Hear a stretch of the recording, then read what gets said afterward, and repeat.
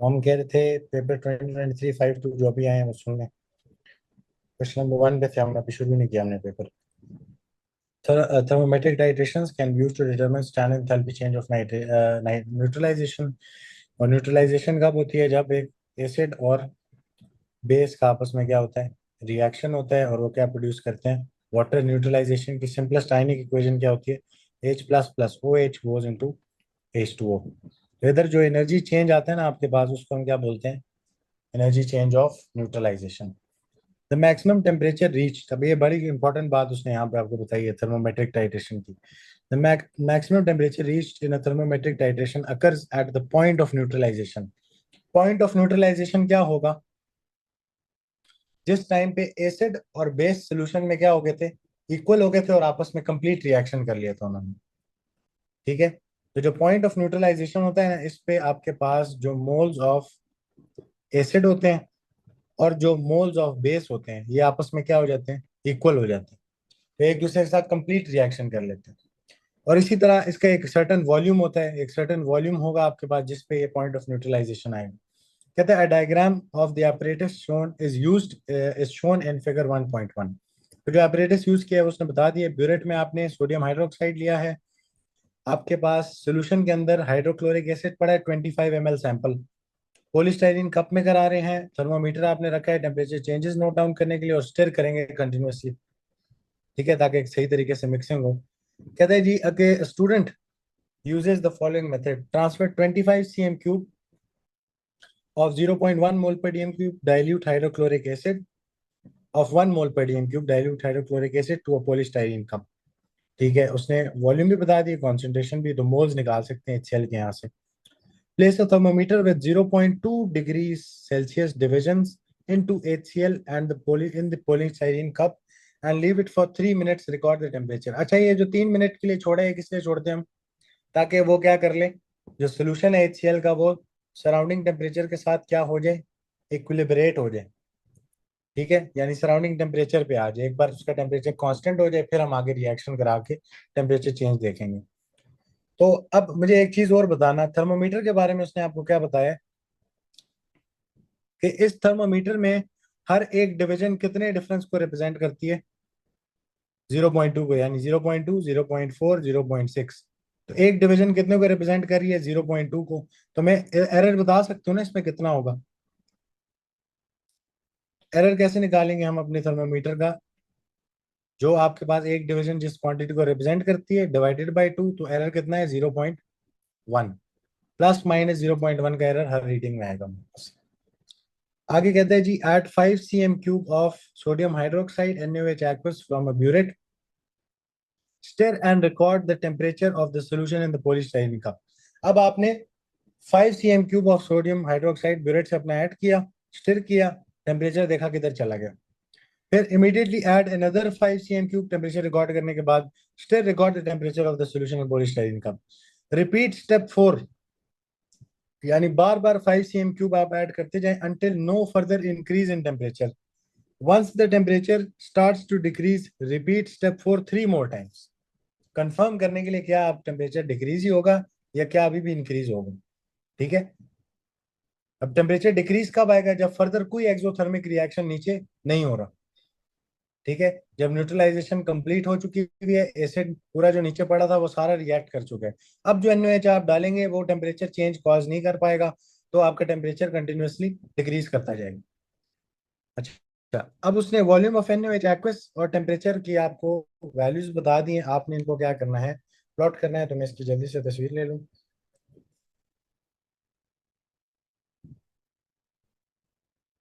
तो कहते हैं plot a graph of temperature on Y axis against volume of NaOH added on X axis. तो ये आपने एक्स एक्सिस पे रखनी है वैल्यू, और ये आपने वाई एक्सिस पे रखनी है। इसका हमने ग्राफ बनाना है। तो पहली रीडिंग जो मेरे पास आ रही है, बाद में बाकी चीजें देखते हैं। कहते हैं जी, पहली जो आपके पास रीडिंग है वो है 0,18.8। वॉल्यूम इज 0 और 18.8 पे बनाना है। तो 18 पॉइंट मेरे ख्याल है 1 2 3 4 5। ठीक है, हर डिवीजन 0.1 को रिप्रेजेंट करिए वाई एक्सिस पे। तो 18.8 पे जाना है, वो आपके पास इधर आएगा। तो ये आपका फर्स्ट पॉइंट इस जगह पे। फिर 5,21.3, 5,21.1.2.3, इधर ये दूसरी रीडिंग आती है मेरे पास। फिर 10,23.8, 10,23.8, 23.8 इधर आएगा आपके पास। फिर उसके बाद आपके पास आता है 15,26.4, तो 15 पे 26.4, यही है ना, हाँ, 15,26.4 यहाँ पे रीडिंग आती है। फिर उसके बाद आपके पास आता है 20,27.4, तो 20 पे 27.4 यहाँ पे रीडिंग आती है। फिर उसके बाद है आपके पास 25 पे 26.2, तो 26.2 है जी 25 पे, तो 26.2 ये आता है। फिर उसके बाद है आपके पास 30,25.1, तो 30 पे 25.1 ये रीडिंग आती है। फिर उसके बाद 35 पे 24.0, 35 पे 24, और फिर उसके बाद हमारे पास आता है 40 पे 23.2, तो 40 पे 23.2 ये रीडिंग आती है। अब इधर आपने कैसे कनेक्ट करना है अपने ग्राफ को, उसको ध्यान में रखना। तो उसने आपको बताया है, क्या draw two straight lines of best fit, one for the rise in temperature and one for the fall in temperature, extrapolate the two lines so they intersect। तो अब मैंने दो लाइंस क्रिएट करनी है। तो पहले तो जरा मैं ग्राफ ऐसे जूम आउट करके देख लेता हूँ, आपको क्लियरली नजर आ रहा होगा दो लाइंस बनती, किन दो पॉइंट, किन दो जगहों पे दो लाइंस ऑफ बेस्ट फिट बनती है मेरे पास। एक ये पहले 4 पॉइंट्स की और बाकी 5 पॉइंट्स की बनेगी। ठीक है, तो मैं इधर अपने पास रूलर रखता हूँ अपना। पहली लाइन ऑफ बेस्ट फिट बनेगी इन 4 पॉइंट्स की।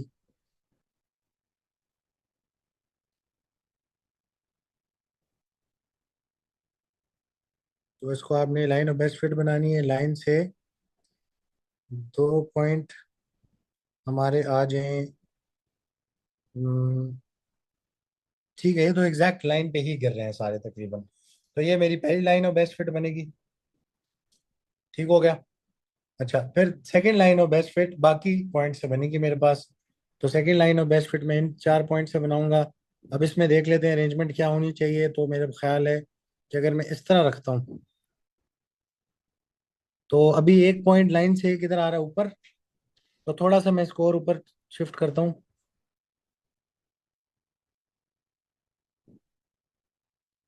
अगर मैं इसको फॉर एग्जांपल ऐसे कर देता हूँ तब भी नहीं ठीक, इसको मैं थोड़ा टिल्ट करता हूँ ऐसे, तो लाइन से एक ऊपर पॉइंट आ जाएगा, लाइन से एक नीचे पॉइंट आ जाएगा।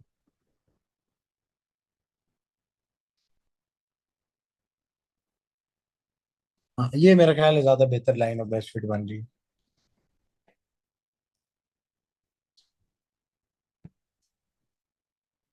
ठीक है, तो बेसिकली मेरे पास लाइन से ऊपर 2 पॉइंट्स आ रहे हैं और लाइन से अम, इतनी कोई अच्छी लाइन ऑफ बेस्ट फिट नहीं बनी, दोबारा बना लेते हैं। इसको थोड़ा सा और हमें अरेंज करना पड़ेगा किसी तरीके से कि हमारी थोड़ी बेहतर लाइन बन जाए। एक लाइन से नीचे हो गया, एक लाइन से ऊपर हो गया, दो लाइन से नीचे, दो लाइन से ऊपर। हाँ, ये ज्यादा बेहतर लाइन है, ये वाली। अब 2 पॉइंट्स मेरे जो हैं लाइन से ऊपर हैं, थोड़ा सा इसको मुझे पीछे करना चाहिए इस जगह पे।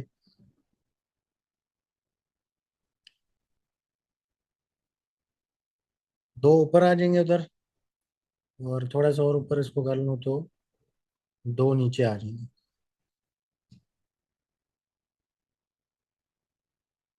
अब ज्यादा बेहतर लाइन है, बेस्ट फिट बनी।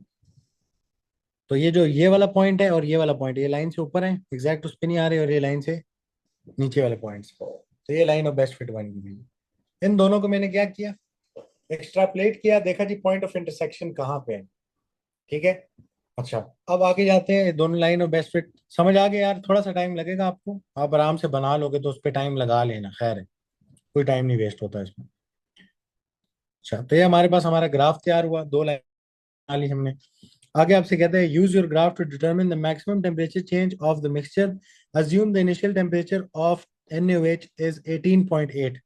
तो NaOH का जो इनिशियल टेम्परेचर था वो 18.8 था, और फाइनल टेम्परेचर यानी जो हाईएस्ट टेम्परेचर रीच होगा वो कहाँ पे होगा? हाँ जी, जहां पे ये दोनों लाइंस क्या कर इंटरसेक्ट कर रही हैं उस जगह पे आपके पास क्या आएगा? आपका हाईएस्ट इंटरसेक्शन, जो इंटरसेक्शन पॉइंट है वहां पे हाईएस्ट टेम्परेचर रीच आएगा आपके पास। ठीक है, जो मेरा इंटरसेक्शन पॉइंट आ रहा है ना, मेरी दोनों लाइन ऑफ बेस्ट, ये मेरा क्या है? Temperature reach. वैल्यू रीड कर लेता हूँ क्या बनती है। ये मेरी बनती है जी 27.567 7.5, 27 नहीं, हाँ 27.5, 27.6, 27.7, 27.75। ये 27.75 डिग्री सेल्सियस मेरे पास टेम्परेचर का चेंज आता है।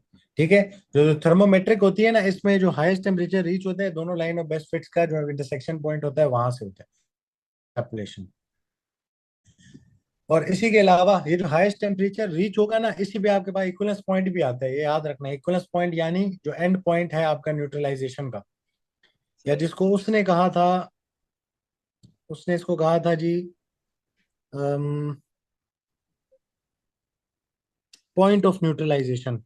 जो वॉल्यूम होगा ना इस पॉइंट ऑफ न्यूट्रलाइजेशन का, वो भी इसी हाईएस्ट टेम्परेचर की वैल्यू पे आएगा। सर जी कोई कुछ कह रहे हैं जी? फरियाल को ऐड कर दें ग्रुप।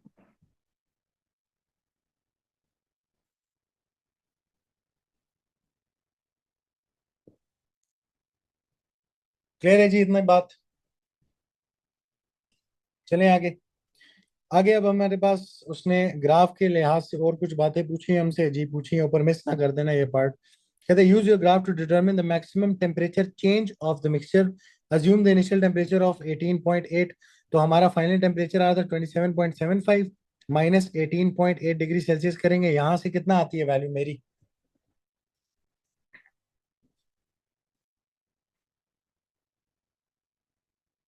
जी मेरा टेम्परेचर चेंज कितना आ रहा है?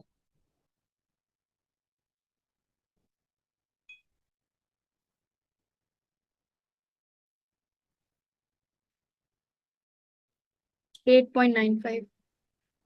8.95 डिग्री सेल्सियस। ठीक है, अच्छा फिर उसके बाद आपके पास है जी use the volume of NaOH needed to neutralize 25 cm cube of 1 mole per dm cube HCl। अब मैंने आपको क्या बताया, कि जहां पे हाईएस्ट टेम्परेचर चेंज आया है उस टाइम पे लास्ट जो एक्सोथर्मिक रिएक्शन के पास एनर्जी थी उसने रिलीज कर दी। ठीक है, वो आखिरी टाइम था जिस टाइम पे एनर्जी रिलीज हुई थी, यानी उस टाइम पे आपके पास रिएक्शन क्या हो गया था? खत्म हो गया। तो ये जो पीक आई है ना आपके पास यहाँ पे, जो हाईएस्ट पॉइंट आया है, यही आपका पॉइंट ऑफ न्यूट्रलाइजेशन भी होता है। यानी इसी पे जो वॉल्यूम आ रहा होता है वही उधर ही आपके पास क्या हुई होती है? न्यूट्रलाइजेशन हुई होती है। तो यहाँ से कितना वॉल्यूम आ रहा है? यहाँ से 15, और उसके दरमियान क्या आएगा? 15 और 20 के दरमियान क्या हो गया? यहाँ से 15, 16, 17, 17.5 cm क्यूब NaOH आपके पास ऐड हुआ था, जिसपे आपकी न्यूट्रलाइजेशन होगी। That is 17.5 cm cube. ठीक है, अच्छा एक चीज देख लेते हैं कि क्या NaOH की जो कॉन्सेंट्रेशन यूज हुई है वो सेम है इसके साथ।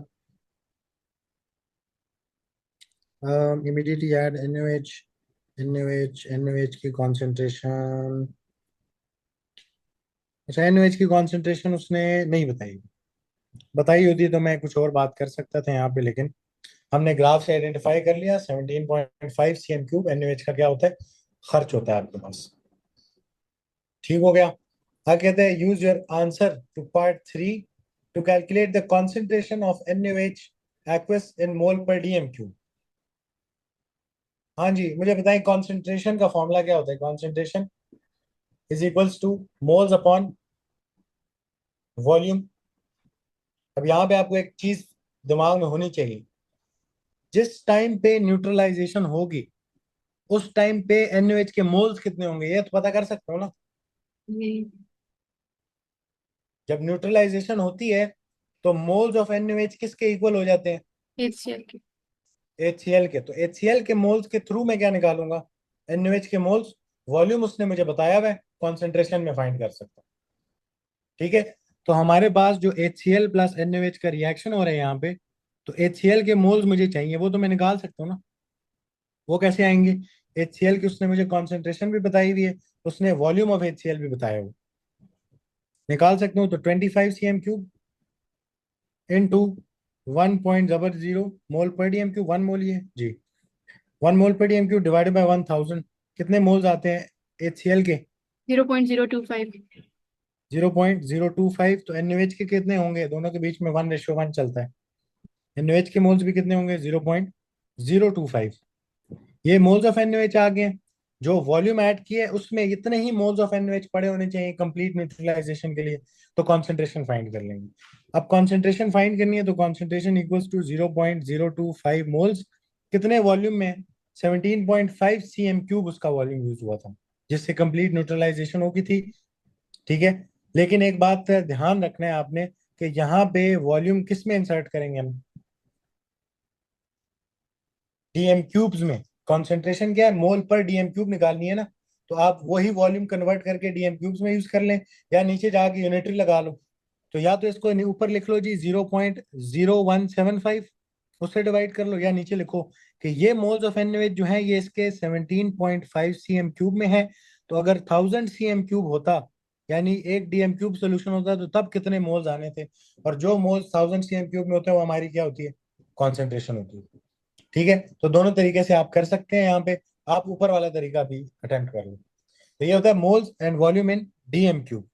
तो उसी वॉल्यूम को DM³ में कन्वर्ट करके लिख दिया, तो वहां यहाँ से कॉन्सेंट्रेशन कितनी आती है हमारी? 1.4285। 1.4285 मोल पर DM³।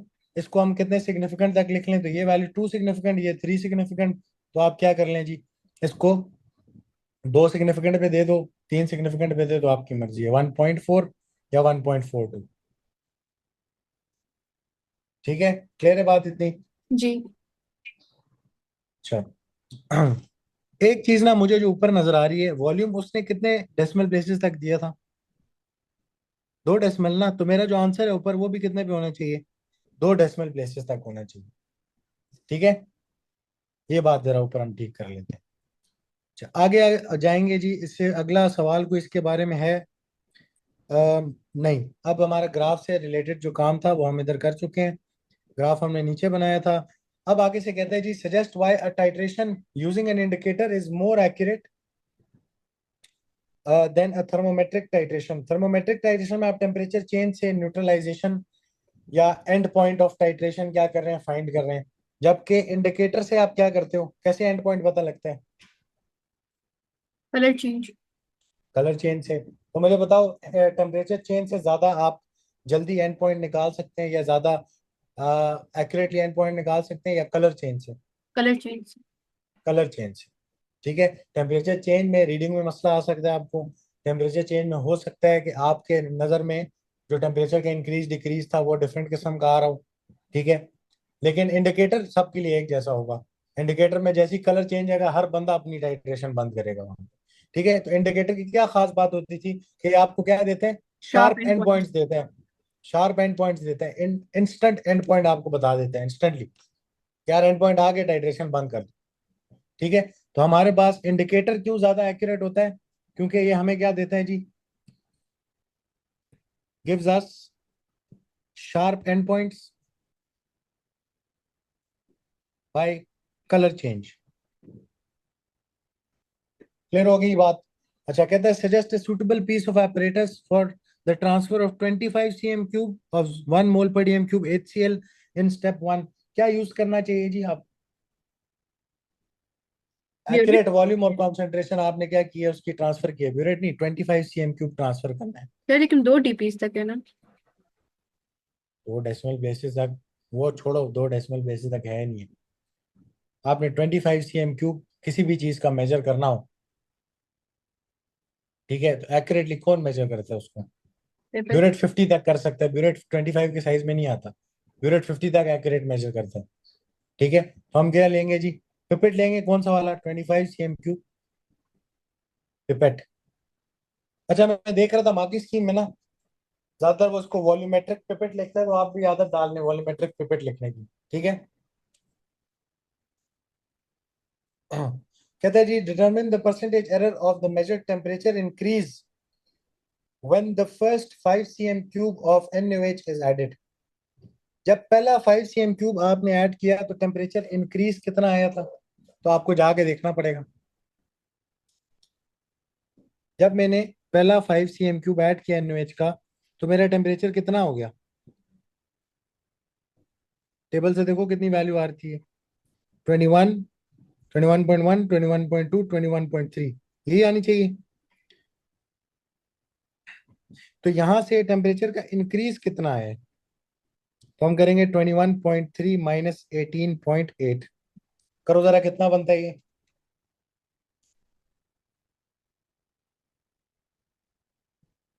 2.5।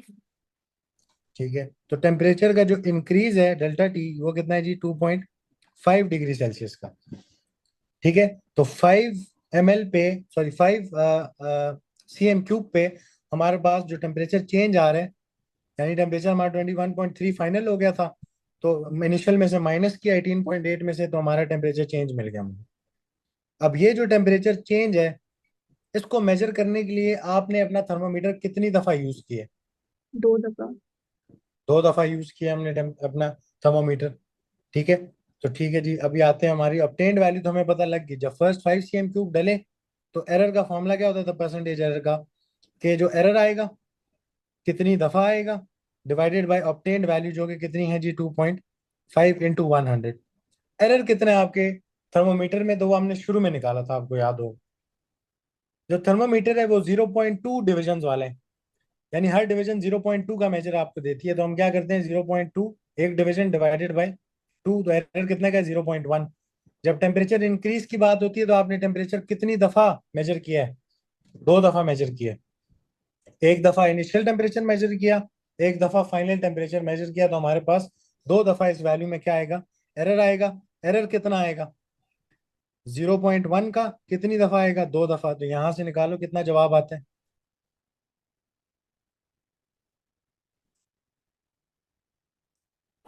8%।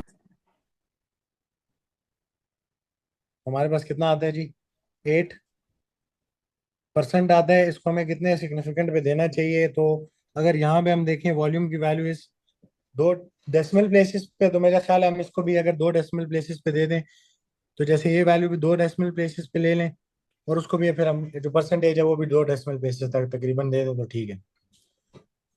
ठीक है, 3 सिग्निफिकेंट हैं, 2 सिग्निफिकेंट हैं, इसके अलावा एक सिग्निफिकेंट है। एरर को तो मल्टीप्लाई किया उसके, वो कांस्टेंट की वैल्यू है। एरर की वैल्यू अगर देखें तो वो भी 0.10 आएगी हमारे पास, और जो वॉल्यूम की वैल्यू वो 2.50 आ रही है हमारे पास, तो हमारे पास जो है परसेंटेज का जवाब होना चाहिए वो हमारे पास एग्जैक्ट होल नंबर पे ना दो, उसको भी 2 से 3 सिग्निफिकेंट पे बना दो, तो हमारे पास 8.0 या 8.00%। कहते हैं the standard enthalpy change of neutralization is defined as the enthalpy change when 1 mole of H2O forms from H plus aqueous and OH aqueous. In another experiment, a student finds out that 22.10 cm cube of 0.1 mole per dm cube NaOH increases the temperature by 6 degrees when added to HCl. वही वाला. The equation for the reaction between HCl and NaOH is shown. Use the delta H is equals to minus mc delta t to determine the standard enthalpy change of neutralization. Assume that mass of 1 cm cube is 1 gram. अच्छा, सबसे पहले तो हम जरा अपनी खुद से equation लिखते हैं, इसको भूल जाओ। हमें क्या चाहिए जी, heat evolve minus M C delta T. ठीक है, Q equals to M C delta T, और दूसरा formula delta H equals to Q over N. Q की वैल्यू यहां से कैसी आएगी, नेगेटिव पॉजिटिव। रिएक्शन कैसा है, टेम्परेचर इंक्रीज आ रहा है इस रिएक्शन में, तो आपका रिएक्शन कैसा होगा, हीट एनर्जी रिलीज करता हो या गेन करता हो, रिलीज करता हूँ।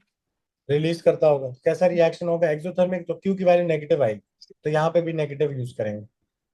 सबसे पहली बात, मास ऑफ वाटर चाहिए आपको, ठीक है, या मास ऑफ सॉल्यूशन चाहिए। मास ऑफ सॉल्यूशन किधर से आएगा, वॉल्यूम ऑफ सॉल्यूशन से, ऐसा ही है। जी। तो हमने वॉल्यूम ऑफ सॉल्यूशन क्या करना है, इधर सबसे पहले वो फिगर आउट करना है।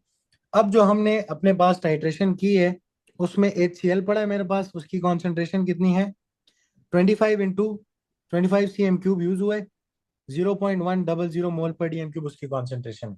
जो NaOH आपने यूज किया है वो कितनी उसकी आपके पास कॉन्सेंट्रेशन सेम है, 1.00 मोल पर DM³, और वॉल्यूम इसका कितना डाला है, 22.10 cm³। ये वॉल्यूम एडेड है। अब मुझे बताना, जब ये वॉल्यूम ऑफ NaOH नीचे ऐड हो जाएगा तो अंदर सॉल्यूशन का टोटल वॉल्यूम कितना हो जाएगा, मेरा जो सॉल्यूशन है उसका टोटल वॉल्यूम कितना होगा, यही होगा ना 25 प्लस 22.10, क्योंकि जी टेम्परेचर चेंज तो इसमें आता है जो हमने पॉलीस्टाइरीन कप में लिया हुआ है। ठीक है, ये सॉल्यूशन जो पॉलीस्टाइरीन कप में पड़ा हुआ है, तो इसमें जब NaOH ऊपर से आएगा तो वॉल्यूम ऑफ NaOH ऐड हो रहा है ना बीच में, तो ओवरऑल तो वॉल्यूम चेंज हो गया अब आपका। तो आपका वॉल्यूम कितना बन जाएगा, 22.10 प्लस 25 कितना बनता है जी, ये 47.1। 47.10 cm³। ये टोटल वॉल्यूम है, ये टोटल वॉल्यूम ऑफ सॉल्यूशन है आपके पास। तो टोटल मास ऑफ सॉल्यूशन कितना ले लेंगे, 47.10 इंटू सी की वैल्यू दी हुई है उसने, नहीं दी हुई तो डाटा बुकलेट में होती है 4.18 यूज करेंगे, ये जूल्स में होती है वैल्यू तो क्यू जूल्स में आएगा, इनटू टेम्परेचर चेंज कितना आया उसने बताया हमें, टेम्परेचर चेंज कितना आता है इसमें, 6। Temperature increases by temperature increases by 6 degree Celsius. तो 6 डिग्री सेल्सियस हमारे पास जो है वो क्या आ रहा है जी, टेम्परेचर चेंज आ रहा है। यहां से हम क्या निकालेंगे, क्यू की वैल्यू वो कितनी आती है,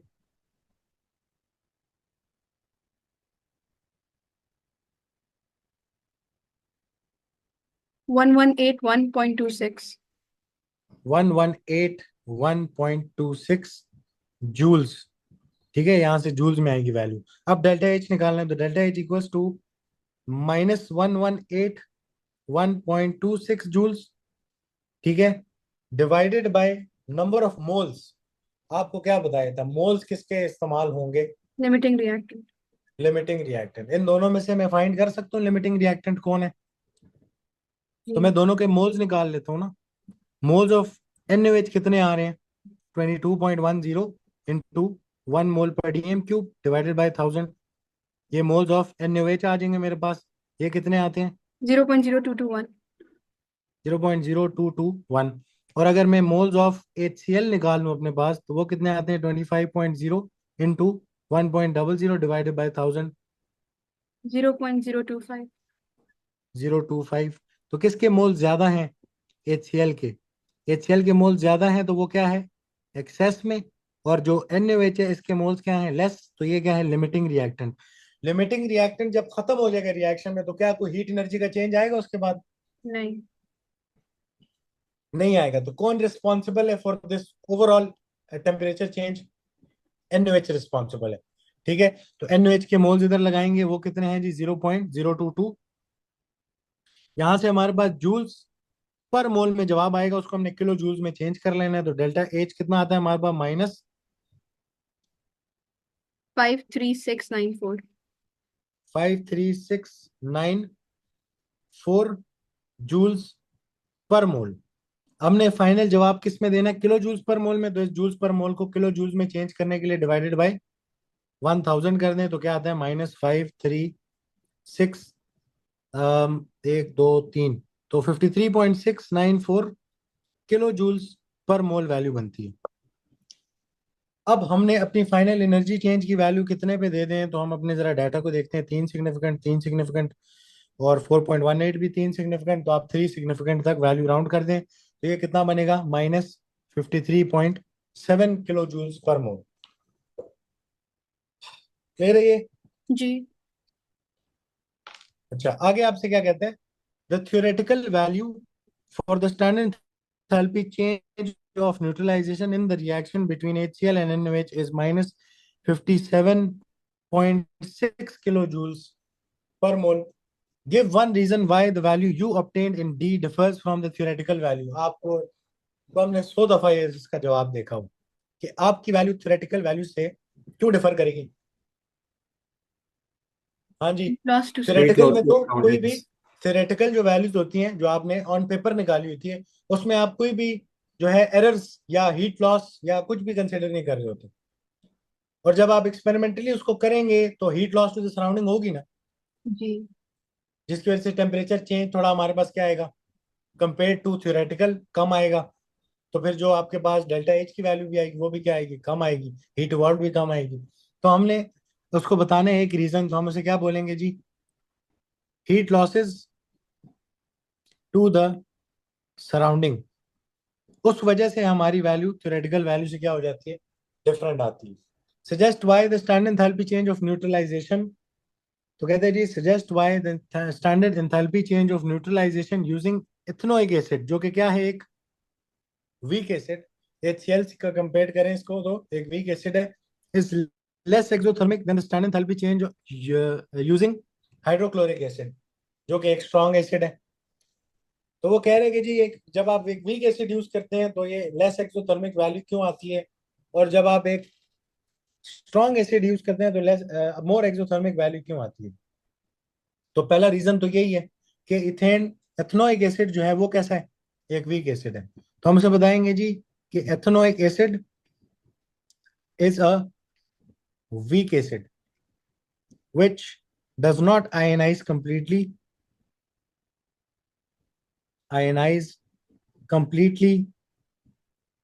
to produce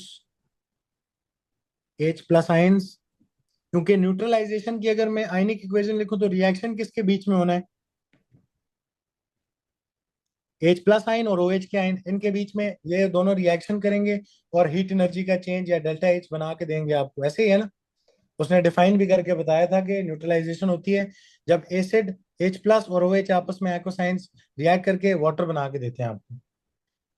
ठीक है, तो एथेनोइक एसिड तो H प्लस इतना ज्यादा रिलीज करता ही नहीं है कंपेयर टू HCl, जो कि 100% आयनाइज होता है। एक मसला ये, क्योंकि ये एक वीक एसिड है।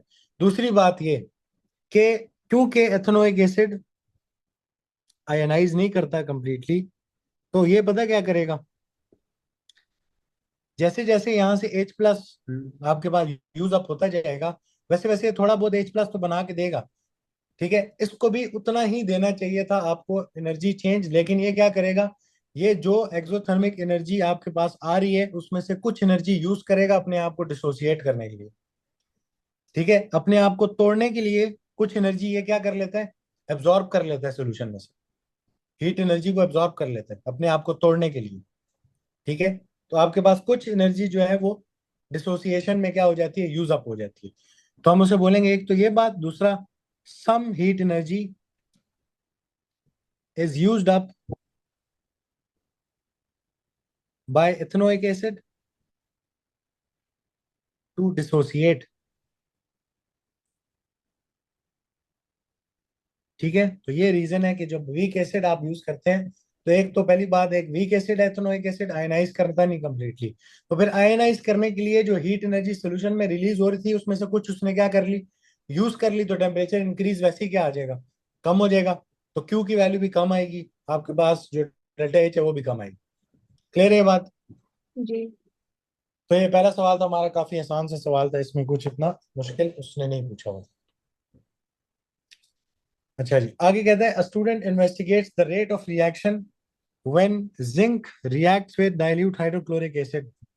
Zn सॉलिड और HCl के रिएक्शन होता है, ZnCl2 एक्वस बना के देगा, हाइड्रोजन गैस प्रोड्यूस करके देगा। कहता है जी कि रेट ऑफ रिएक्शन हमने कैलकुलेट करना है इसका। तो दो मेथड्स आपको पहले भी मैंने बताई, एक क्या होता है volume versus time, volume of gas versus time, या मास लॉस्ट वर्सेस टाइम, जिसमें उस गैस को कलेक्ट नहीं करते, हवा में छोड़ देते हैं, देखते हैं मास का डिक्रीज कितना है। A student uses the following method: accurately weigh 1 gram of zinc foil। ठीक है जी, जिंक फॉइल का 1 ग्राम आपने एक्यूरेटली वे करना है। सबसे एक्यूरेट तरीका होता है वेइंग बाय डिफरेंस। ठीक है, अच्छा, फिर उसके बाद add 50 cm cube of 2 mole per dm cube HCl to a conical flask. Add the zinc foil to the 50 cm cube HCl in the flask and immediately start a timer. Stop the timer when 20 cm cube of hydrogen gas has been collected. Repeat the steps 1 to 4 using lower concentrations of HCl। तो इसको हमने HCl को क्या करना है, very करना है। ठीक है, रेट ऑफ रिएक्शन निकाल रहे हैं हम, तो HCl वेरी करेंगे और हमारे पास जिंक जो है वो क्या रखेंगे, कांस्टेंट रखेंगे। अच्छा, एक बात इधर उसने मिस कर दी है, वो क्या चीज है? स्टेप्स में ना एक हरकत उसने मिस कर दी है। Stopper. जैसी जैसे ही आप इसके अंदर HCl के सोल्यूशन के अंदर अपना जिंक डालोगे, तो यहां से तो गैस प्रोड्यूस होना शुरू हो जाएगी। आपने स्टॉपर ही नहीं किया अपनी फ्लास्क को। ठीक है, तो देखते हैं कि क्या स्टॉपर करना इंपॉर्टेंट था या नहीं था। सबसे पहली बात ये कहता है, complete figure 2.1 to show the apparatus that student should use to collect and measure the volume of hydrogen gas produced. पहली बात ये, क्या मैं, दो मेथड्स हैं गैस कलेक्शन के, एक गैस रेंज, कोई भी गैस कलेक्ट हो सकती है। दूसरा मेथड कौन सा था, collection of gas over water method. लेकिन उसमें ख्याल करना है कि ऐसी कोई गैस ना आ जाए जो पानी में सॉल्युबल हो। ठीक है, क्या हाइड्रोजन पानी में सॉल्युबल होती है? नहीं. नहीं होती। ठीक है, हाइड्रोजन पानी में बिल्कुल सॉल्युबल नहीं, इनसॉल्युबल गैस इन वाटर। ठीक है, तो हम क्या यूज कर सकते हैं, collection of gas over water method भी यूज कर सकते हैं, और दूसरा गैस रेंज वाला मेथड भी यूज कर सकते हैं। तो दोनों में से जो आपको ज्यादा आसान लगता है वो बना लें। उसके लिए हमें क्या चाहिए होता है, कलेक्शन ऑफ, अगर मैंने उसमें करनी है कलेक्शन अपने पास साइड पे गैस रेंज में, तो मुझे क्या चाहिए होगा, एक साइड आर्म कॉनिकल फ्लास्क चाहिए होगा। ठीक है, तो इसको मैं लेबल करूंगा, एक साइड आर्म कॉनिकल फ्लास्क चाहिए मुझे। ऊपर क्या लगाना है इसके, स्टॉपर, एक थ्रेड लेंगे। अच्छा, उसके अलावा हमारे पास क्या है, इधर HCl का सोल्यूशन है। ठीक है, अपना जिंक उसके अंदर रखेंगे, वेइंग बॉटल के अंदर। जिंक की जो स्ट्रिप है आपके पास, इसको लेबल कर दो जिंक, इसको लेबल कर दो वेइंग बॉटल। और फिर उसके बाद यहाँ पे इसके साथ क्या जोड़ दें अपने पास, एक गैस रेंज जोड़ दें।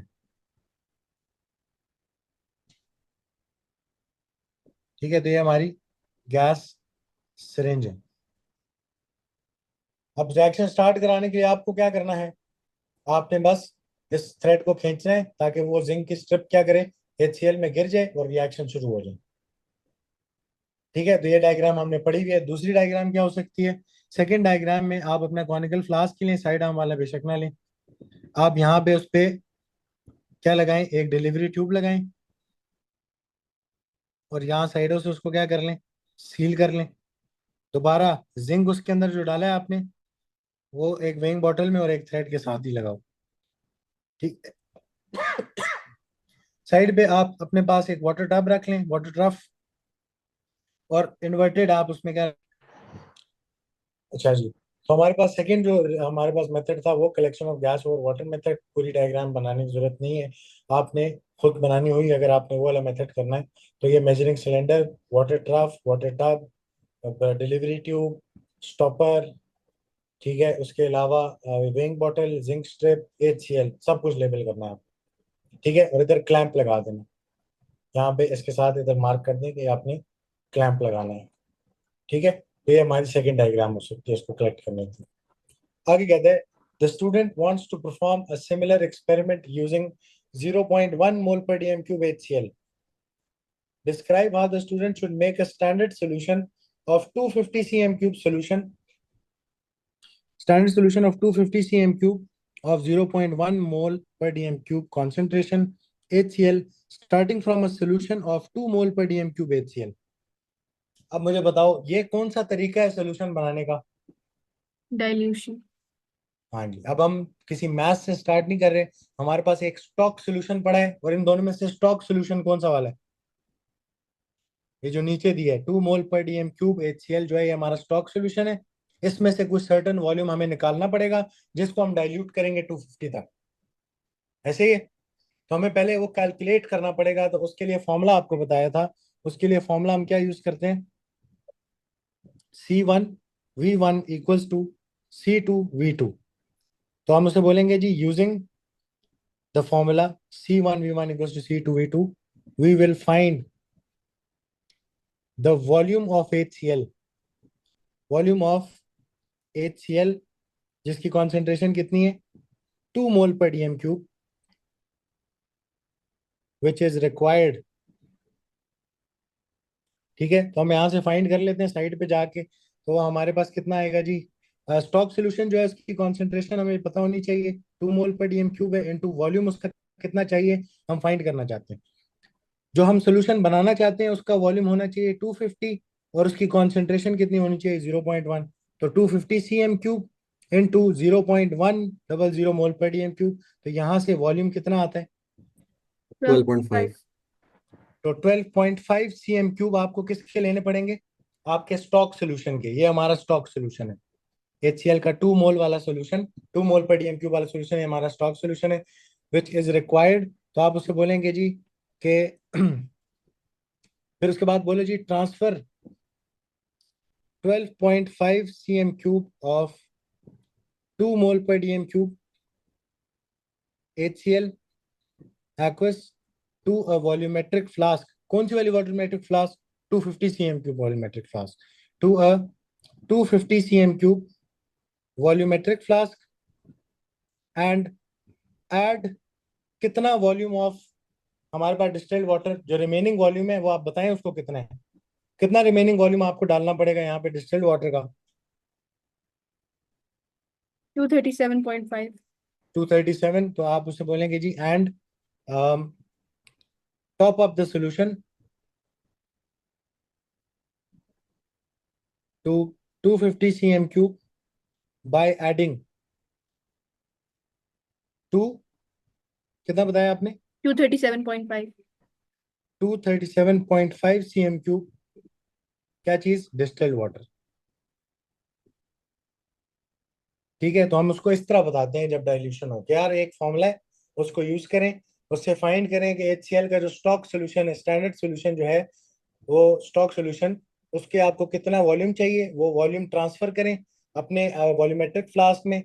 250 cm³ वाला चाहिए होगा क्योंकि 250 cm³ सोल्यूशन बनाना है, और फिर टॉप अप कर दें सोल्यूशन को to the mark using the remaining volume of distilled water. The student carries out further experiments using higher concentrations of HCl. The student wears chemically resistant gloves when using 6 mol per DM³ HCl. बहुत ज्यादा concentration है HCl की। Suggest why? आप क्यों chemically resistant gloves पहन रहे हैं HCl के केस में? क्योंकि HCl कैसा होता है नेचर में? Corrosive। हाँ जी, तो HCl is corrosive in nature, या concentrated solutions of HCl are corrosive in nature, या irritant भी लिख सकते हैं इसको, ज्यादा बेहतर है आप corrosive लिखें, स्ट्रॉन्ग एसिड है। ठीक हो गया। आगे आपसे कहता है जी the student obtain the results in table 2.1। Concentration in mole per DM³ उसने आपको बता दिए, जो 2 मोल पर DM³ HCl, 3 मोल, 4 मोल, 5 मोल, 6 मोल पर DM³, ये कॉन्सेंट्रेशन वाले HCl के सोल्यूशन यूज किए। Time taken to collect 20 cm³ of hydrogen gas per second. ठीक है, नहीं सॉरी, पर सेकेंड नहीं है, इन सेकेंड्स। सेकेंड्स में आपको कितनी 20 cm³ of hydrogen gas collect करने के लिए कितना टाइम लगा for each concentration of HCl? तो मुझे बताओ, जैसे जैसे कॉन्सेंट्रेशन बढ़ती जाएगी HCl की, रिएक्शन तेज नहीं होता जाएगा? जी। रेट क्या होता है कॉन्सेंट्रेशन के? Directly proportional. कॉन्सेंट्रेशन आप बढ़ा देते हैं तो नंबर ऑफ कोलिजन बढ़ जाती है, नंबर ऑफ इफेक्टिव कोलिजन बढ़ जाती हैं, स्पीड ऑफ रिएक्शन तेज हो जाती है। तो इसी वजह से रेट भी क्या कर जाएगा? बढ़ जाएगा। टाइम देखो आप क्या आ रहा है इधर, कम होता जा रहा है जैसे जैसे कॉन्सेंट्रेशन बढ़ा रहे हैं। आगे कहते हैं जी 1/T की वैल्यूज बताएं इन पर सेकेंड। तो 1/T की वैल्यू क्या आएगी जी? 1/15.62। 0.0640। तो याद है जी 0.0640। तो उसने वैसे हमें नीचे बताया in experiments 1/T can be considered to be proportional to the initial rate of reaction. Complete the table by calculating 1/T for each concentration. Give your answer to 3 significant figures. तो आप मुझे इसको जरा 5-6 significant figure तक बताएं ताकि मैं round करके लिखूं। 0.0640 204। 0.0640 3 सिग्निफिकेंट पे ये बनता है, तो कुछ भी इसमें ऐड नहीं होगा, तो 0.0640 पहली वैल्यू। सेकंड वाली कितनी आती है अब राउंड करके बता दो डायरेक्ट। 0.691 961 सॉरी 961 0.961 सॉरी 0.0961 0.0961 फिर 0.128 0.128 तीन 0.160 सिग्निफिकेंट 0.160 राउंडेड टू 3 सिग्निफिकेंट फिर 0.190 0.190 0 मुझे जरा इसकी अनराउंडेड फॉर्म बताओ। आखिरी वाले की जी जी। 0.1083 1/5.24, तो 0.10।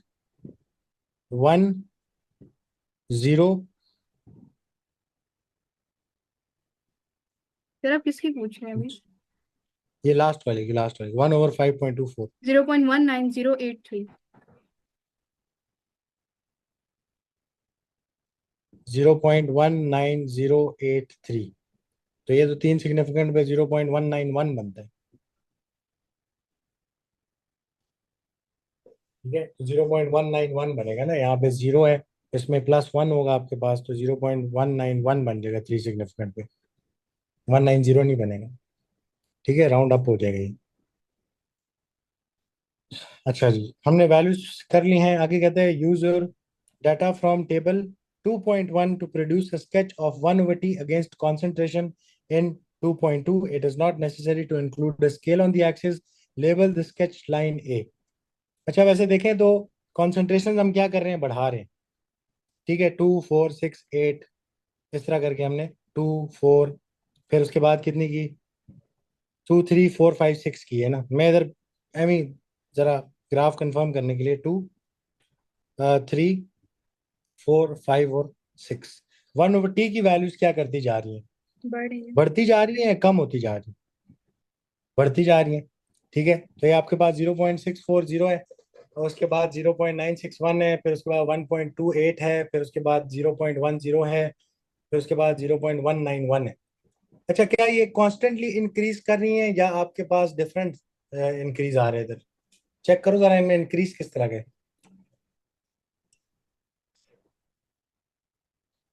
पहली दो वैल्यूज का डिफरेंस लो जरा, हमें पता लग जाएगा इंक्रीजिंग ग्राफ बनाना है या स्ट्रेट लाइन ग्राफ बनाना है।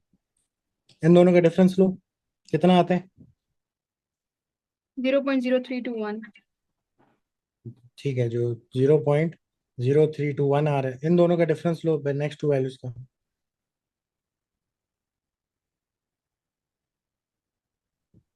0.0319 0.0319, इससे अगली दो वैल्यूज का लो।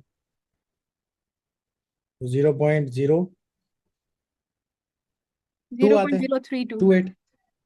अच्छा, 0.032। फिर इससे अगली दो वैल्यूज का वो लो आप, इंक्रीज कैसा है?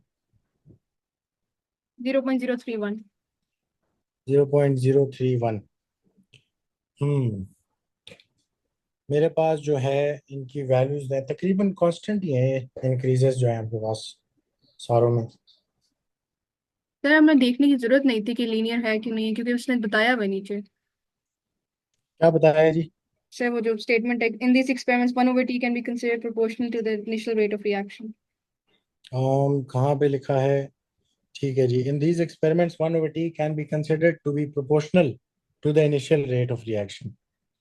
ठीक है, तो हमारे पास ग्राफ की तरह से आना चाहिए। कोई रिएक्शन का इनिशियल रेट होगा, और जीरो पे जब हमारे पास कॉन्सेंट्रेशन ऑफ HCl जीरो होगी, तो ग्राफ कहाँ से शुरू होगा हमारे पास? ओरिजिन से शुरू होना चाहिए, और हमारे पास एक कांस्टेंट ग्रेडियंट वाली लाइन आनी चाहिए। ठीक है, तो हमारे पास एक डायरेक्ट प्रोपोर्शनैलिटी वाला ग्राफ बनेगा यहाँ पे। ठीक है, जी। तो उसने हमें ऊपर क्योंकि बताया हुआ था कि जो कॉन्सेंट्रेशन है वो डायरेक्टली प्रोपोर्शनल टू 1/t है। तो जब डायरेक्ट प्रोपोर्शनैलिटी होती है तो ग्राफ कैसा होता है? Straight line passing through origin. Label the sketch line A, इसको ए बोल देते हैं हम। कहते हैं ऑन फिगर 2.2, इसी फिगर पे sketch a second line to show the graph of concentration against 1/time if powdered zinc is used in the experiment instead of zinc foil। यानी जिंक का सॉलिड यूज करने के बजाय आप क्या यूज करें? Powdered form. तो आपको याद है कि रेट का एक और फैक्टर क्या होता है? Surface area. जब मैं पाउडर्ड जिंक यूज करूंगा तो सरफेस एरिया ऑफ जिंक क्या कर जाएगा? बढ़ बढ़ जाएगा। जाएगा। ज्यादा पार्टिकल्स के साथ रिएक्शन होगा, दोबारा इफेक्टिव कोलिजन्स बढ़ जाएंगी, आपके पास rate of reaction speed up हो जाएगा। ठीक है, तो जब ज्यादा रेट ऑफ रिएक्शन आपके पास आएगा तो मुझे बताओ कि इस ग्राफ का ग्रेडियंट जो होगा वो ज्यादा होगा या कम होगा? हाँ जी, इसका जो ग्रेडियंट होगा या इसकी जो स्लोप होगी वो ज्यादा होनी चाहिए या कम होनी चाहिए, बताएं जरा। ज्यादा। ज्यादा स्लोप होनी चाहिए ना, रेट बढ़ जाएगा इधर। ठीक है, इधर से आप ऐसे कर सकते हैं, rate is equal to concentration का चेंज डिवाइडेड बाय टाइम। आप जरा इधर सब्जेक्ट बना लो, तो आपके पास कॉन्सेंट्रेशन और टाइम की क्या प्रोपोर्शनैलिटी बनती है, डायरेक्ट बनती है, और concentration over one over time की क्या बनेगी। अच्छा, कॉन्सेंट्रेशन हमने करना है वाई एक्सिस पे, और टाइम हम वन ओवर टाइम हमने करना है, सॉरी कॉन्सेंट्रेशन एक्स एक्सिस पे आना चाहिए, वन ओवर टाइम आना चाहिए जी वाई एक्सिस पे। तो हमारे पास ये, इसको हम किस तरह सब्जेक्ट बनाए यार, जी, rate equals to, rate over concentration equals to one over time.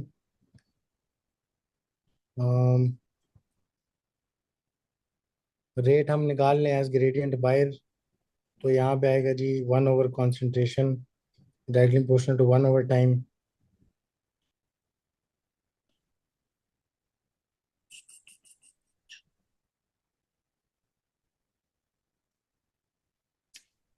अच्छा, उसने हमें वैसे बता दिया है, इधर से तो नहीं बन रही मेरे से वो, क्या कहते हैं उसको, प्रोपोर्शनैलिटी। बट आप ये देख लो ना, चलो इधर से बना लेते हैं। जब आप पाउडर्ड जिंक यूज करेंगे तो ये जो times taken for 20 cm³ of H2 gas है, ये क्या हो जाएंगे, छोटे या बड़े, ये वैल्यूज क्या हो जाएंगी हमारी, जल्दी बनेगा ना फिर 20 cm³, क्योंकि सरफेस एरिया इंक्रीज हो गया, इफेक्टिव कोलिजन ज्यादा हो रही होंगी, तो गैस प्रोड्यूस भी ज्यादा हो जाएगी, ज्यादा जल्दी प्रोड्यूस होगी, तो ये टाइम्स क्या हो जाएंगे, छोटे। ठीक है, जब ये टाइम्स की वैल्यूज डिक्रीज हो जाएंगी और ज्यादा, तो यहाँ पे वन ओवर टाइम की वैल्यूज क्या आएंगी, और ज्यादा बड़ी आएंगी ना, जी। ऐसी है ग्रेटर वैल्यूज आएंगी आपके पास। जब ग्रेटर वैल्यूज इन्हीं कॉन्सेंट्रेशन की वैल्यूज के against greater values of one over time आप प्लॉट करेंगे, तो आपका ग्राफ ऑफ द ग्रेडियंट कैसा आएगा, ज्यादा बड़ा आएगा, ग्रेडियंट ज्यादा स्टीप आएगा उस ग्राफ का। ठीक है, तो ये हमारा स्केच फॉर पाउडर जिंक बन जाएगा बी। क्लियर है ये बात। हाँ जी,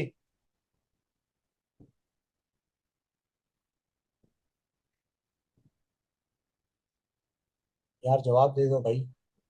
जी सर, क्लियर है। नहीं मैम, एक दफा दोबारा बता देंगे। मैं दोबारा बता देता हूँ। देखो उधर से ना मेरे से प्रोपोर्शनैलिटी नहीं बन रही थी, ऑल्दो मेरे पास, मुझे ये पता है rate is equal to concentration upon time. ठीक है, बट कंसंट्रेशन और इसकी मैं डायरेक्ट प्रोपोर्शनैलिटी उस तरह बना नहीं पा रहा था, कि मैं क्या कर लेता कि प्रोपोर्शनैलिटी का साइन इंट्रोड्यूस करा देता रेट को निकाल के, और वन ओवर टाइम से उसकी प्रोपोर्शनैलिटी बनाता है, इस इक्वेशन से नहीं बनती। ठीक है, तो मैंने क्या किया, मैंने जाके देखा कि कॉन्सेंट्रेशन और वन ओवर टाइम का क्या रिलेशनशिप है अपने डाटा से। जब आपने फॉइल यूज की, जिंक फॉइल यानी सॉलिड फॉर्म में जिंक यूज किया, तो ये टाइम्स लग रहे थे 20 cm³ को प्रोड्यूस होने में, इन सेकेंड्स। ठीक है, सेकेंड्स में इतना टाइम लगा था 20 cm³ प्रोड्यूस होने में। लेकिन जब आप उसको पाउडर्ड फॉर्म में यूज करते हैं, तो आप उसका सरफेस एरिया क्या कर देते हो, बढ़ा देते हो। जब सरफेस एरिया बढ़ जाता है तो रेट भी क्या कर जाता है, बढ़ जाता है, क्योंकि इफेक्टिव कोलिजन ज्यादा होती हैं, अब ज्यादा पार्टिकल्स के साथ HCl रिएक्ट कर सकता है। जब फॉइल आपने यूज की तो सिर्फ सरफेस पे जो पार्टिकल्स उनसे रिएक्शन हो रहा था, जब जब पाउडर यूज होता है तो ज्यादा पार्टिकल्स के साथ रिएक्शन होता है, तो इफेक्टिव कोलिजन ज्यादा होती हैं। जब इफेक्टिव कोलिजन ज्यादा होती है, ज्यादा प्रोडक्ट पर यूनिट टाइम बनता है आपके पास, और आपके पास क्या हो जाता है, स्पीड ऑफ रिएक्शन या रेट ऑफ रिएक्शन फास्ट हो जाता है। ठीक है, तो जब रेट ऑफ रिएक्शन फास्ट हो गया, इसका क्या मतलब है कि कम टाइम लगेगा। ठीक है, तो हमारे पास हर एक कॉन्सेंट्रेशन ऑफ HCl के लिए, क्योंकि सरफेस एरिया ऑफ जिंक बढ़ गया था, उधर टाइम क्या लगेगा, कम। ठीक है, जब टाइम की वैल्यूज क्या आएंगी, स्मॉलर, तो जब टाइम की वैल्यूज स्मॉलर आती हैं, तो वन ओवर टाइम की वैल्यूज क्या आएंगी, इधर से प्रोपोर्शनैलिटी बना लो, ये क्या आएंगी, लार्जर लार्जर। आएंगी। ऐसी है ना, वन ओवर टाइम की वैल्यूज और ज्यादा बड़ी आएंगी। जी। तो ग्रेटर वैल्यूज जब मैं इधर प्लॉट करूंगा, पहले वन ओवर टाइम की वैल्यूज ये थी अगेंस्ट ईच कॉन्सेंट्रेशन, तो जब अब वन ओवर टाइम की वैल्यूज ज्यादा बड़ी हो जाएंगी इन वैल्यूज से, तो आपका ग्रेडियंट भी कैसा आएगा, ओरिजिन से शुरू होगा और ग्रेडियंट स्टीपर आ जाएगा, यानी लाइन ज्यादा ऊपर आएगी। क्लियर अब। जी। अच्छा, कहते हैं जी use your data in table 2.1, deduce the rate equation for the reaction between zinc and HCl। अच्छा जी, रेट इक्वेशन आपने निकाल के देनी है उसको। तो रेट इक्वेशन होती है K इंटू रिएक्टेंट की कॉन्सेंट्रेशन। अच्छा, जिंक एक रिएक्टेंट है, उसकी क्या हमने कोई उसको वेरी किया है जिंक को? जिंक का तो वही मैथ यूज हुआ है ना। जी। तो जिंक हमने किस में ले लिया, इसका मतलब है जिंक हमने ले लिया एज एक्सेस, या उसको हमने क्या ले लिया, कांस्टेंट ले लिया, तो वो तो नहीं आएगा रेट इक्वेशन में। HCl के लिहाज से हम स्टडी कर रहे हैं अपना रेट ऑफ रिएक्शन, ठीक है।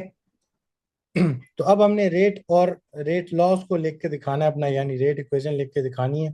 तो कहते हैं use your data in table 2.1, deduce the rate equation for the reaction between zinc and HCl। ठीक है,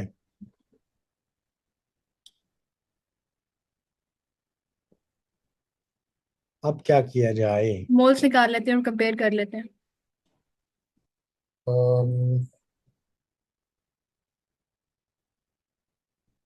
मोल्स निकाल लें अगर,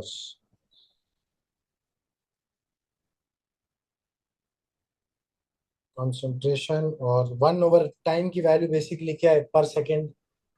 हमारे पास इसको हम रेट बोल सकते हैं 20 cm³ पर सेकेंड।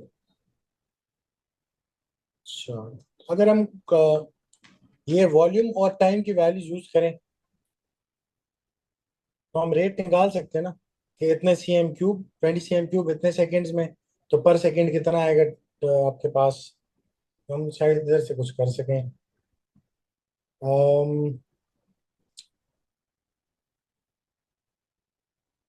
इसको सोचना पड़ेगा क्या करें। 1/t रेट ही नहीं होता।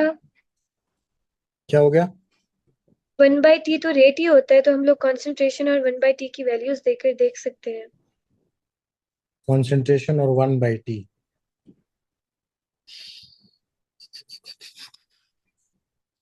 अगर मेरे पास रेट होता है जी मोल पर dm³ पर सेकेंड, ये रेट का यूनिट नहीं है ना, के का यूनिट मुझे पता नहीं है। लिखा हुआ है in these experiments 1/t can be considered to be proportional to the initial rate of reaction।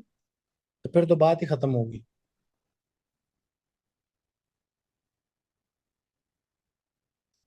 Hmm, 1/t को हम क्या कंसिडर कर सकते हैं यहाँ पे, रेट कंसिडर कर सकते हैं, कॉन्सेंट्रेशन ऑफ HCl उसने मुझे बताई हुई है। तो जब कॉन्सेंट्रेशन, हम ये दो एक्सपेरिमेंट्स यूज कर लेते हैं, एक्सपेरिमेंट 1 एंड एक्सपेरिमेंट 3। ठीक है, जब कॉन्सेंट्रेशन मैंने क्या की डबल, तो यहाँ से देख लो रेट को क्या हुआ है, चेक करो जरा। तो कॉन्सेंट्रेशन में एक्सपेरिमेंट 3 की वैल्यूज को 1 से डिवाइड करने लगा हूँ, तो concentration of HCl ratio 1/t, यानी रेट की वैल्यू, इनिशियल रेट की वैल्यू।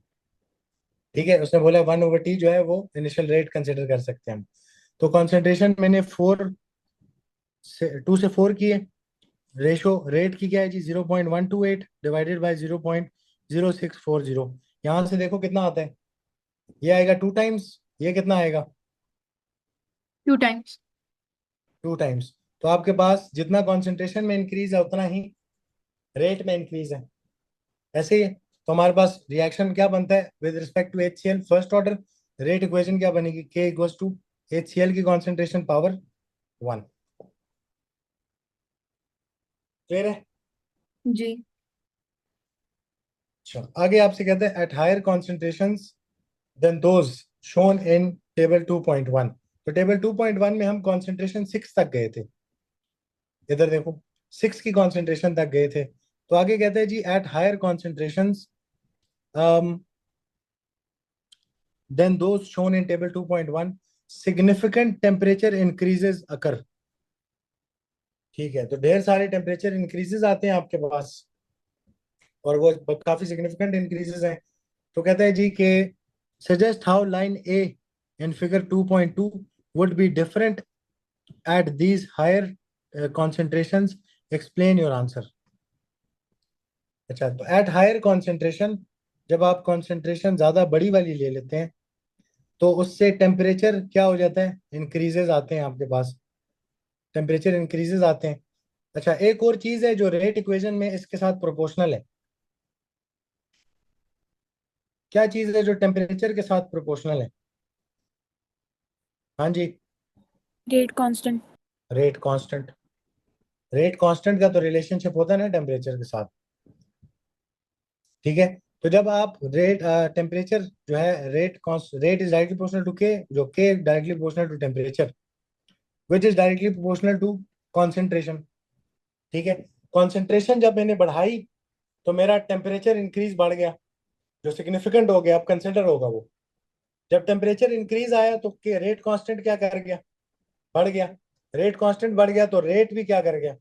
बढ़ गया।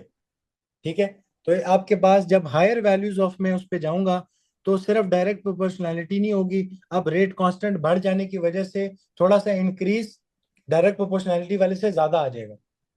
ऐसे ही है ना? ये बात समझ आ रही है? जी। अगर नहीं समझ आई दोबारा सुनो।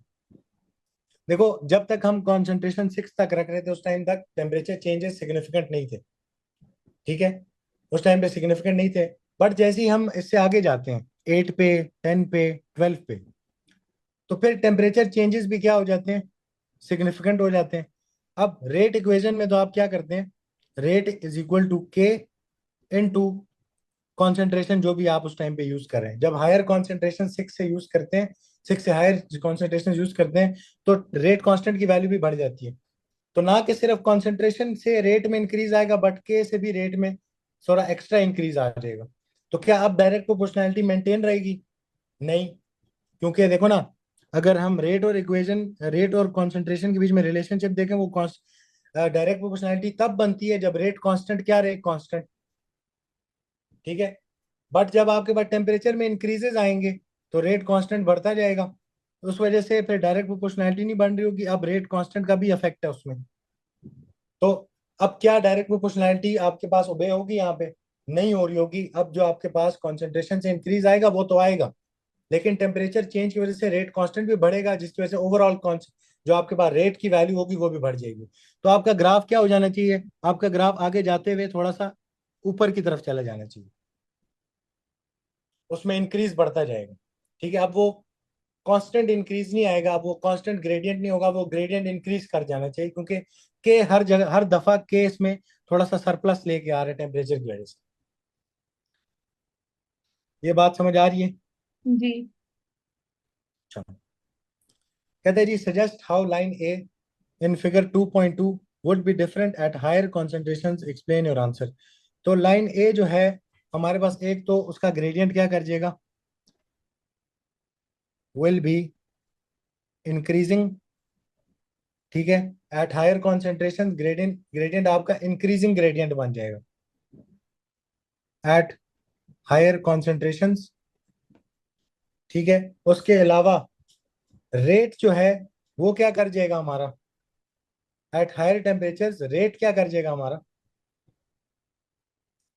बताओ जरा, रेट हमारा क्या कर जाएगा जी? इंक्रीज कर जाएगा रेट। ठीक है, ये ग्रेडियंट जो है यहाँ पे, ये रेट को ही रिप्रेजेंट कर रहे हैं, लेकिन इससे पहले डायरेक्ट प्रोपोर्शनैलिटी थी, रेट कांस्टेंट रह रहा था। ठीक है, कॉन्सेंट्रेशन का चेंज सारों में सेम था, बट जब के की तरफ से भी मल्टीप्लायर आ जाएगा एक, टेम्परेचर चेंज होने की वजह से के भी अब इसकी कॉन्सेंट्रेशन के साथ कुछ ना कुछ मल्टीप्लाई होगा, हर टेम्परेचर पे डिफरेंट के, तो वो क्या हो जाएगा? इंक्रीजिंग ग्रेडियंट इंक्रीजिंग आएगा। इसका मतलब है रेट जो है हमारा वो भी क्या कर जाएगा? Rate also increases. ठीक है, तो 2 मार्क्स के लिए आपने से बताने कि एक तो ग्रेडियंट इंक्रीजिंग होगा एट हायर कॉन्सेंट्रेशन, दूसरा इस वजह से होगा क्योंकि उसमें रेट जो होगा इंक्रीज कर जाएगा एज टेम्परेचर क्या होता है? Increases, because rate constant is directly proportional to temperature. Clear है इतनी बात? जी। तो आपने उसे वही जो हमने एक्सप्लेनेशन लगाई है यहाँ पे, उसको आपने एक्सप्लेन करके बतानी। एक तो ग्राफ का पूछा ना उसने, लाइन कैसी हो जाएगी? लाइन का तो मैंने बता दिया, लाइन का ग्रेडियंट इंक्रीजिंग आएगा एट हायर कॉन्सेंट्रेशन। और क्यों आएगा? क्योंकि हमारे पास जब कॉन्सेंट्रेशन इंक्रीज ज्यादा हो गई है उस वजह से टेम्परेचर इंक्रीज है, टेम्परेचर इंक्रीज की वजह से रेट कांस्टेंट का इंक्रीज है, रेट कांस्टेंट इंक्रीज होने की वजह से रेट का इंक्रीज है। The zinc foil has an oxide layer, यानी जो जिंक आप सॉलिड है वो काफी ज्यादा रिएक्टिव ऑक्सीजन के साथ जिंक ऑक्साइड बना देते हैं। suggest how the zinc oxide layer can be removed before weighing the zinc foil. आप सर, कैसे पीछे रिमूव white करते हैं square ऑक्साइड लेयर को? जी, एक पीछे एक वाइट रहता था अभी। पीछे पे रह गया कोई part? अच्छा, suggest one way in which temperature increase may be minimized. हाँ जी, टेम्परेचर इंक्रीज को आप मिनिमाइज कैसे कर सकते हैं कि अगर आप किसी टेम्परेचर कंट्रोल्ड एनवायरनमेंट में इस रिएक्शन को कराएं, और कंट्रोल टेम्परेचर एनवायरनमेंट कैसे प्रोवाइड की जाती है? हाँ जी, अभी पिछले पेपर में करके आए। Water bath. हाँ जी, थर्मोस्टैटिकली कंट्रोल्ड वाटर बाथ आप यूज करें। तो थर्मोस्टैटिकली कंट्रोल्ड वाटर बाथ, देखो ना, टेम्परेचर का इंक्रीज तब कंट्रोल होगा जब उसका सराउंडिंग टेम्परेचर क्या रहेगा, मेंटेन रहेगा। ठीक है, टेम्परेचर का चेंज तब मिनिमाइज होगा जब सराउंडिंग टेम्परेचर क्या रखेंगे आप, मेंटेन करेंगे उस टेम्परेचर को। ठीक है, तो थर्मोस्टैटिकली कंट्रोल्ड वाटर बाथ आपको यूज करना होता है उसके लिए। आगे कहते हैं zinc foil has an oxide layer. Oxide layer किसी भी आप मेटल के ऑक्साइड से कैसे, मेटल से कैसे रिमूव करते हैं? सैंड पेपर के साथ। कैसे रिमूव करते हैं उसको? रगड़ के, सैंड पेपर से, रेगमाल से रगड़ के उसको हटाते हैं। तो आप क्या बोलें जी इसको, कि remove by rubbing sand paper on the zinc foil, on zinc foil. कहते हैं if the student does not remove the oxide layer, the initial rate of reaction is lower than it should be. Explain why the initial rate of reaction is lower than it should be. तो हमारे पास अगर हम इसको रब नहीं करते तो zinc अंदर है, बाहर उसके क्या लगी हुई है,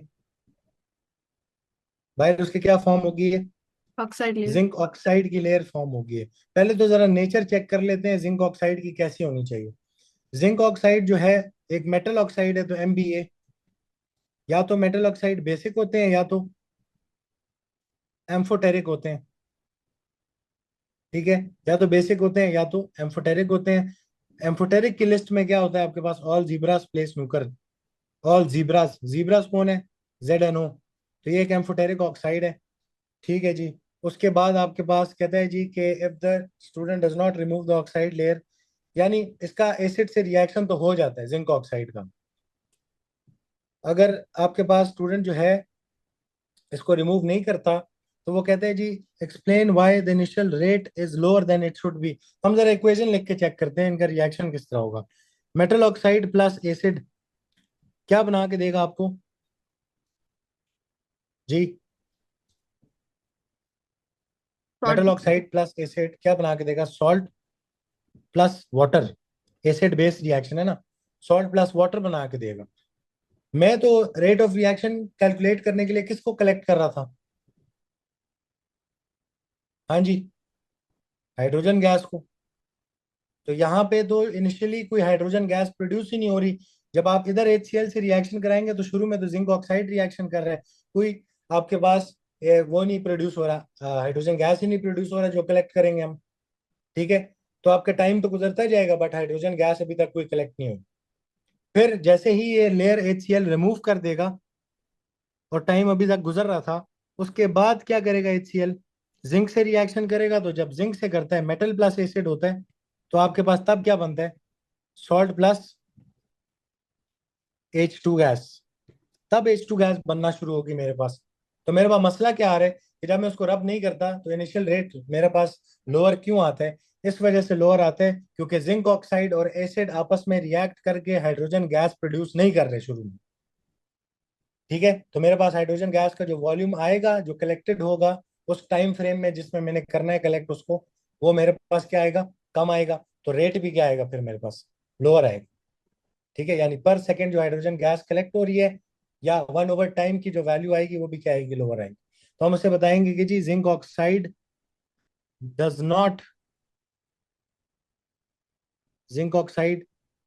not produce H2 gas when it reacts with acid.